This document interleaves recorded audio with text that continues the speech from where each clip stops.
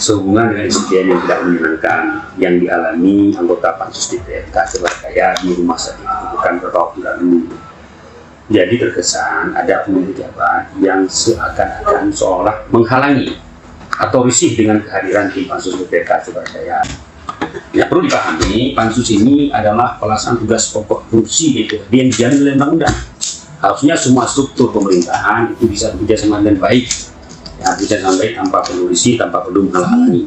Apalagi dalam rapat tim Pansus, kami sudah mengarahkan agar tim Pansus DPRD itu bekerja secara menyeluruh, secara komprehensif, secara objektif, dengan menggali, mewawancarai semua struktur yang bekerja di rumah sakit, dari yang paling bawah hingga top manajemennya, baik manajemen maupun tim medisnya. Jadi nantinya akan dapatlah potret yang lebih objektif, lebih menyeluruh, lebih fair tentang situasi real di rumah sakit tersebut, tentang kelemahan-kelemahannya dan kekurangannya untuk perbaikan di masa akan datang.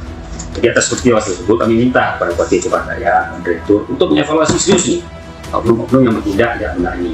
Tapi secara umum perlu kami sampaikan, manajemen rumah sakit, struktur rumah sakit tersebut dari perawat hingga dokter hingga top manajemen itu bekerja sama dengan baik dengan kita tim Pansus secara umum. Jadi pada umum ini mohon diberi pelajaran yang tepat lah atas peristiwa kemarin.